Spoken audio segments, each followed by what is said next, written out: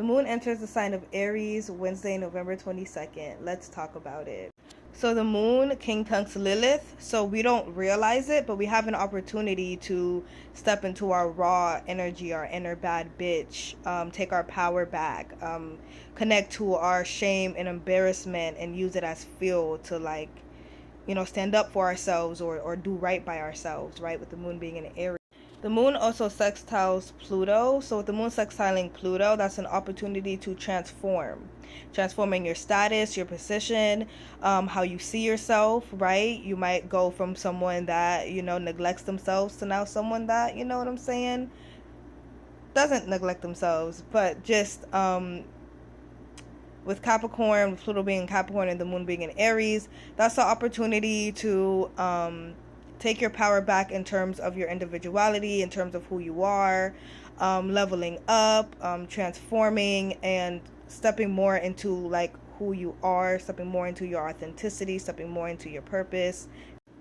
The moon also conjuncts Neptune. So with the moon conjuncting Neptune, that's the ability to step into all of the possibilities, connect to the bigger picture,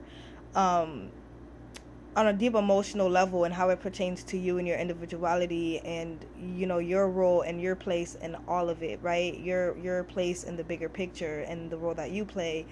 It's the ability to connect to that and respond to that. The moon trines Mars, which is in Scorpio, so that kind of already lets me know that most of us is probably going to be taking that opportunity from Pluto to transform, because with the moon trining Mars, the universe is gifting us with energy, motivation to do the Scorpio stuff, to go deep and dig deep. And this is definitely a time for shadow work, because the moon is in Aries, that has to do with me, and it's trining Scorpio, that has to do with, shadow work in the underworld. So this is definitely doing, like, shadow work on yourself, doing some deep work on yourself, and getting some clarity and some answers pertaining to, who you are, who you authentically are, what it is that you want, and all that. So the moon also trines the sun, so that's going to be the gift of being able to focus on the higher meanings, higher knowledge, right? The meanings and reasonings of life, philosophy, your self-philosophy, your self-concept, your life philosophy, your individual perspective, and your individual worldview. We're able to focus on that, and we're able to express it also and let it be seen by others, our own individual perspective. And then tomorrow, on November 23rd, on Thanksgiving, the moon is going to conjunct Chiron. So that's going to be the ability to heal any hits to the ego that we might have experienced, healing our self-concept or the story that we always been telling ourselves, any wounds around that.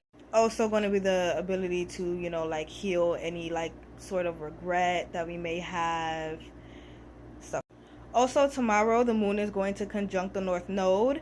Now, everything today, like all the aspects today, which is I'm filming this on the 22nd. So on everything, all the aspects on the 22nd is literally like preparing us for this conjunction with the North Node.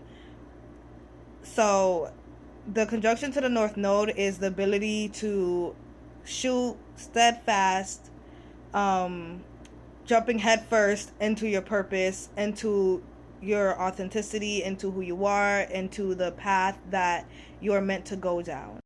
During this time, the moon is going to be opposing Venus. We're not really going to be trying to compromise for the sake of the other person or for the sake of the partnership, or like we're not trying to compromise. We're not really finding pleasure in the group dynamic either. We're not enjoying the social arena unless it has to do with us stepping more into our destiny, our purpose, who we are, our authenticity. It's helping us step more and take more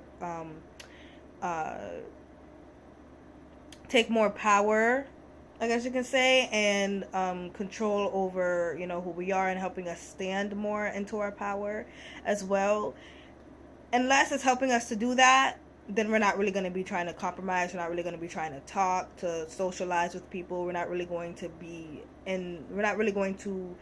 indulge into the group dynamic very much during that time, which is tomorrow.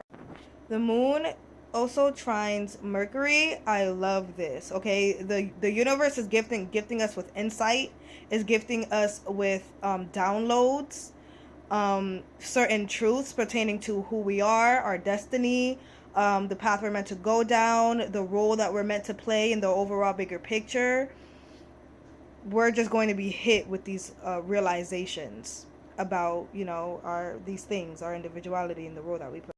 It could definitely feel like we're getting all of the answers that we've been digging for and searching for, and especially like if you've been on your journey since 2020, it's like we're finally getting like that final puzzle piece of like, this is the answer that you've been looking for.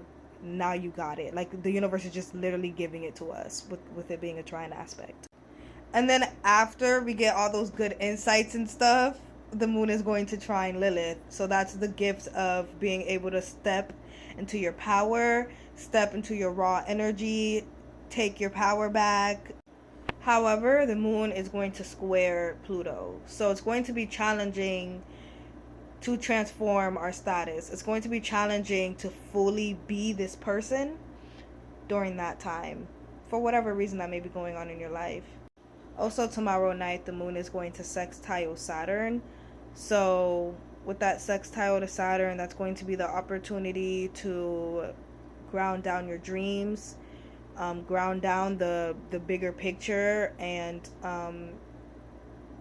materialize it, manifest it. So, it's going to be the ability to manifest your dreams. Also, tomorrow night, the moon is going to quincunx Mars. By that time, Mars is going to be 0 degrees Sagittarius. So we're not going to realize that we actually have a lot of energy available to us to connect to the meaning of life, and connect to our higher knowledge, or connect to our perspective, or gain a new perspective, or expand our perspective, and expand what we think life is, and all of this stuff, expand on our own philosophy. We're actually going to have energy available to us to do that, but we're not going to realize it. I also want to say that we're not going to realize the value in it. Like, we might we might know, like, yeah, that's something we can do, but we're not going to realize like why it's valuable, why it's useful,